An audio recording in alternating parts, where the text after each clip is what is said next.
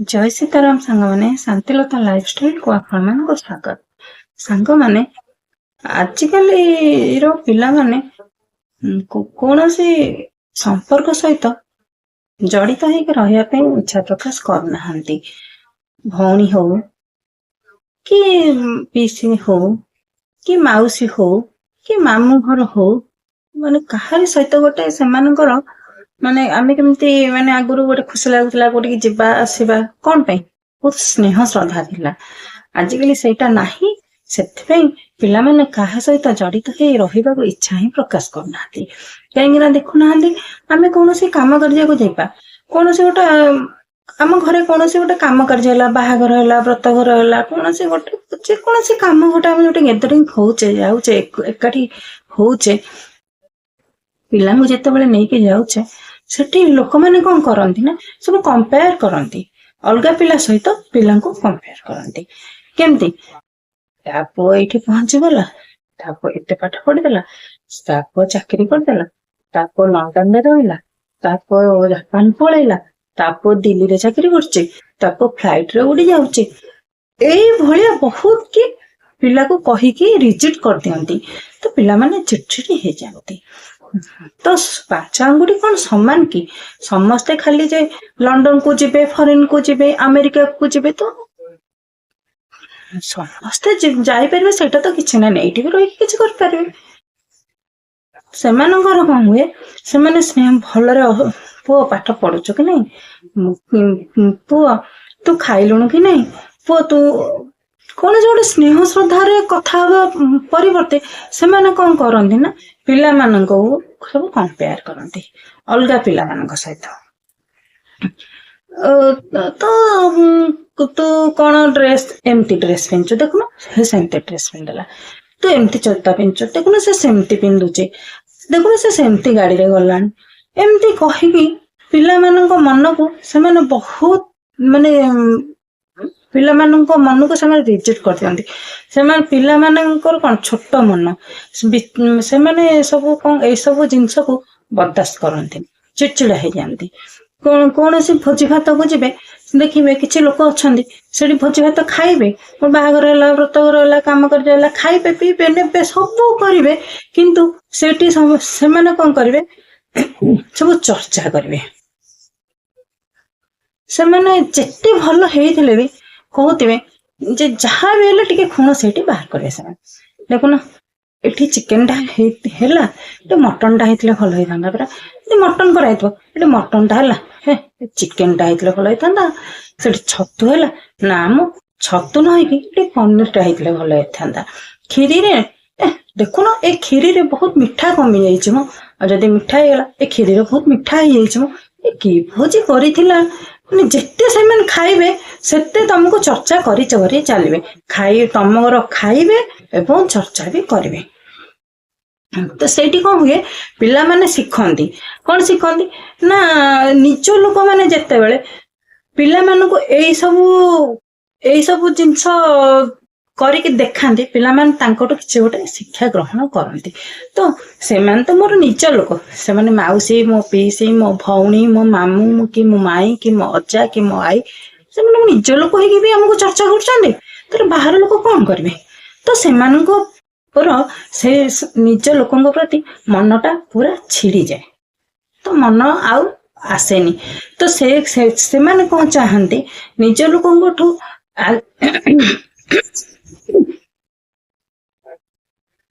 से कौन चाहती ना निज लोक बहुत स्नेह श्रद्धा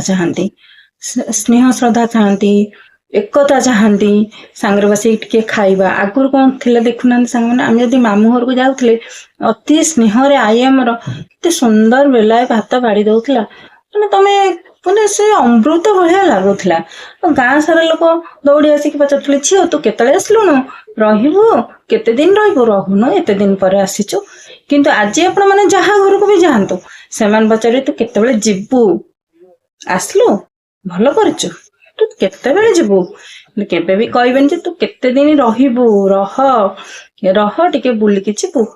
ସବୁବେଳେ ତ ସେଠି ରହୁଛୁ, ରହୁନୁ। ଏଇଟା ଗୋଟେ ସ୍ନେହ ଶ୍ରଦ୍ଧା ଆଉ ଏକତାର କଥା। ସେହି ଏଇ ଯୋଉ ସ୍ନେହ ଶ୍ରଦ୍ଧା ଏକତା ଆଜିର ଦୁନିଆରେ ପୁରା ଲୋପ ପାଇଯାଇଛି। ନା ପିଇସି ମାନଙ୍କର ଝିଆରୀ ପୁତ୍ରଙ୍କ ପ୍ରତି ସ୍ନେହ ଶ୍ରଦ୍ଧା ଅଛି, ନା ମାଉସୀ କି ପରିବାର ଲୋକଙ୍କର ସ୍ନେହ ଶ୍ରଦ୍ଧା ଅଛି। କାହାରି ଏଠି ସ୍ନେହ ଶ୍ରଦ୍ଧାର କିଛି ନାହିଁ। ସେଥିପାଇଁ ପିଲାମାନେ ସବୁବେଳେ ସେମାନଙ୍କୁ ଏକୁଟିଆ ମନେ କଲେ। ତ ଆମେ ଯେତେବେଳେ ଗ୍ୟାଦରିଂ ହଉଛେ, ଏକାଠି ବସୁଛେ, ତ ସେତିକି ସମୟରେ ତ ଅଥଚ ପିଲାମାନଙ୍କୁ ସ୍ନେହ ଶ୍ରଦ୍ଧା କର। ଆଉ ସେ ଯୋଉଟା ଚାହୁଁଛେ, ସ୍ନେହର ଦିପଟ କଥା, ଛୋଟ ପିଲା ସ୍ନେହ ଚାହାନ୍ତି, ସ୍ନେହର ଦିପଟ କଥା ହେଇକି ସେମାନଙ୍କୁ ନିଜର କରିବାକୁ ଚେଷ୍ଟା କରନ୍ତୁ ନା, ଦେଖିବେ ସେମାନେ କେତେ ଭଲ ହେଇଯିବେ। କଣ କହିବାକୁ ପଡିବନି ଯେ ତା ପୁଅ ଲଣ୍ଡନରେ ଆଉ ପ୍ଲେନରେ ଉଡୁଛି, ତୁ ଉଡି ପାରିଲୁ। ସିଏ ଦିନେ ନା ଦିନେ ଉଡିଯିବ। ସ୍ନେହ ଶ୍ରଦ୍ଧା ପାଇଲା ପରେ ତା ମନ ଯେମିତି ହେଲେ ବି, ସେ ଗୋଟେ ଖରାପ ପିଲାଟା ହେଲେ ବି ଆମେ ତାକୁ ବୁଝେଇଲେ, ସ୍ନେହ ଶ୍ରଦ୍ଧା ଦେଲେ, ଦେଖୁଛନ୍ତି ତ ସେ କେମିତି ପରିବର୍ତ୍ତନ ହେଇଯାଉଛି। ସେଇଭଳିଆ ତ ଗୋଟେ ପରିବାର, ଆଜିକାଲିର ପିଲା ସେଇ ଜିନିଷଟା ପାଇପାରୁନାହାନ୍ତି। ଗୋଟେ ପରିବାରର ଏକତା ଆଉ ପରିବାରର ସ୍ନେହ ଶ୍ରଦ୍ଧା, ଯାହାକି ସେମାନେ ଚିଡଚିଡା ହେଇଯାଉଛନ୍ତି। ତ ସେମାନଙ୍କୁ କମ୍ପେୟାର କରାହଉଛି ଅଲଗା ଲୋକଙ୍କ ସହିତ, ଅଲଗା ପିଲାଙ୍କ ସହିତ।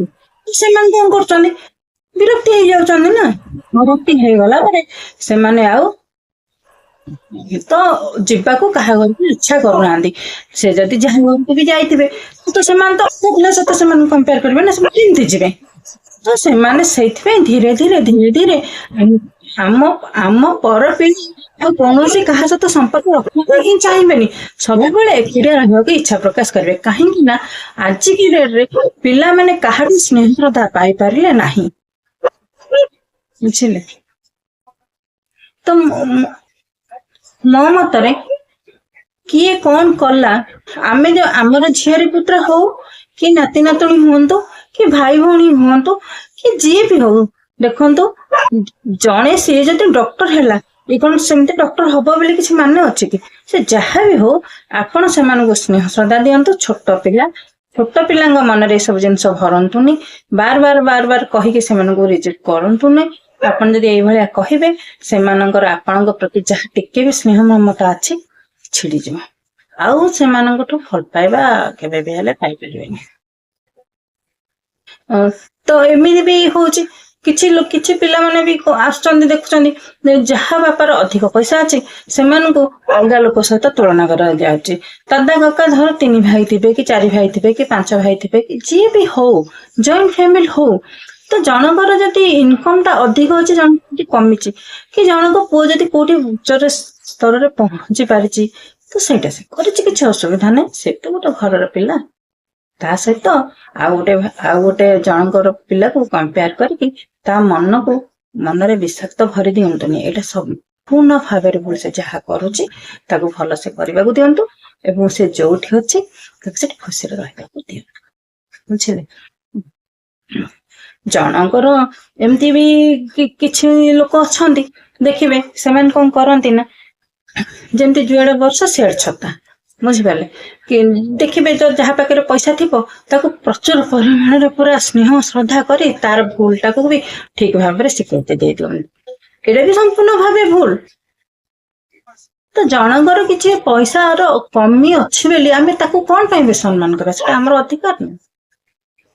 କାହାକୁ ବେସମ୍ମାନ କରିବା ଆମର ଅଧିକାର ନାହିଁ, ଆମେ କରିପାରିବାନି, କେବେ ବି ନୁହେଁ। ଏଟା ସମ୍ପୂର୍ଣ୍ଣ ଭାବେ ଭୁଲ। ଏଇଟା କେବେ ବି କରନ୍ତୁନି। କାଲି ପଇସା ସାଙ୍ଗମାନେ କେବେ ଚିରସ୍ଥାୟୀ ହେଇକି ରୁହେନି। ଆଜି ଯିଏ ଧନୀ, କାଲି ସେ ଗରିବ। ତ କାଲି ଯିଏ ଗରିବ, ସେ ବି କାଲି ଧନୀ। ସେମିତି କରିକିରି ଭେଦଭାବ ସୃଷ୍ଟି କରନ୍ତୁନି। ସେଇଟା ସମ୍ପୂର୍ଣ୍ଣ ଭାବରେ ଭୁଲ। ଆଉ ପିଲାମାନଙ୍କୁ ବି ଆ ଭିତରକୁ ଆଣନ୍ତୁନି। ପିଲାମାନେ ମାନସିକ ସ୍ତରରେ ବହୁତ ବ୍ୟସ୍ତ ବିବ୍ରତ ଆଉ ଚିଡଚିଡା ହେଇଯିବେ, ଯାହା ଫଳରେ କି ଯେତିକି ତୁମେ ମାନେ ସମ୍ମାନ ପାଉଛ ସେତିକି ତମକୁ ଦେବେନି। ପଛରେ ତମେ କହିବ ନା ବାପା ମାଙ୍କର ଶିକ୍ଷା ନଥିଲା। ଏଟା ସମ୍ପୂର୍ଣ୍ଣ ଭୁଲ। ଏଥିପାଇଁ ଆପଣ ମାନେ ହିଁ ଦାୟୀ, ଆଉ ସମ୍ପୂର୍ଣ୍ଣ ରୂପେ ପରିବାର ଦାୟୀ, ଏବଂ ତମେ ମାନେ ହିଁ ଦାୟୀ। ଜୟ ସୀତାରାମ ସାଙ୍ଗମାନେ। ମୋର ଏଇ କଥାଟି ଯଦି ଆପଣ ମାନଙ୍କୁ ଭଲ ଲାଗିଥିବ, ଏଇଟା ମୋର ଗୋଟେ ମାନେ ବଡ ଗୁରୁଜନ ମାନଙ୍କ ପାଇଁ ଗୋଟେ ଛୋଟିଆ ମେସେଜଟେ ମୁଁ ଯାହା ଅନୁଭବ କଲି ଆପଣ ମାନଙ୍କୁ ସେୟାର କରିଛି। ଆଉ ଭାବୁଛି ଏଇଟା ସମ୍ପୂର୍ଣ୍ଣ ଠିକ କଥା। ଆପଣ ମାନେ ବି ମୋ ଭିଡିଓକୁ ଟିକେ ଦେଖନ୍ତୁ। ଆଉ ପିଲାମାନଙ୍କୁ ଯଦି ସେମାନେ ବି କହିଲେ ଆମେ ବି ପିଲାମାନଙ୍କୁ ଶିଖେଇବା ଅନୁଚିତ, କାହାକୁ ଖରାପ ବ୍ୟବହାର ଦେଖେଇବା, ଚିଡିଗଲେ ଆମେ ବି ବୁଝେଇଦବା, ସେଟା ତ ଆମେ କରିବା। କିନ୍ତୁ ସେମାନଙ୍କର ବି କର୍ତ୍ତବ୍ୟ ଅଛି ପିଲାମାନଙ୍କୁ ଏଇ ସବୁ ଜିନିଷକୁ ଟାଣନ୍ତୁନି। ପିଲାମାନଙ୍କୁ ଟାଣିଲେ ପିଲାମାନେ ଆପଣଙ୍କୁ ଦୂରେଇ ଯିବେ। ଆମ ପରେ ପିଲାମାନେ ହୁଏତ ଉଚ୍ଚ ସ୍ଥାନକୁ ପଳେଇଥିବେ, ଆପଣ ମାନଙ୍କୁ ଦେଖିଲେ ବି ସେମାନେ ସମ୍ମାନ ଦେବେ ନାହିଁ। ବୁଝିପାରିଲେ? ଜୟ ସୀତାରାମ। ଯଦି ମୋ ଭିଡିଓଟି ଆପଣଙ୍କୁ ଭଲ ଲାଗିଛି, ମୋ କଥାଟି ଭଲ ଲାଗିଛି, ତାହେଲେ ତାକୁ ସେୟାର ସବସ୍କ୍ରାଇବ କରିବେ, ସବସ୍କ୍ରାଇବ କରିବେ, ଲାଇକ୍ ଟିକେ କରିଦେବେ। ଜୟ ସୀତାରାମ। ଶେଷରେ ପଦେ କଥା କହିବି, କାହାର ବ୍ୟକ୍ତିଗତ ଜୀବନକୁ ନେଇକରି କି କାହାର ପରିବାର ଭିତରେ ବିଶୃଙ୍ଖଳା ସୃଷ୍ଟି କରିବା କି କାହା ମନକୁ କଷ୍ଟ ଦବା ମୋର ଏ ଭିଡିଓ ତାର ଉଦ୍ଦେଶ୍ୟ ନୁହଁ। ମୁଁ ଚାହେଁ ସମାଜରେ ଆମେ ଚଳୁଛେ, ଭାଇର ଝିଅ ହଉ କି ପୁଅ ହଉ କି ଭଉଣୀର ଝିଅ ହଉ କି ପୁଅ ହଉ, ଆମେ ସେମାନଙ୍କୁ ସ୍ନେହ ଶ୍ରଦ୍ଧା ଦବା ଏବଂ ସେମାନଙ୍କୁ ବୁଝେଇବା କେମିତି ପରିବାରରେ ଚଳିବା କଥା। ଜୟ ସୀତାରାମ।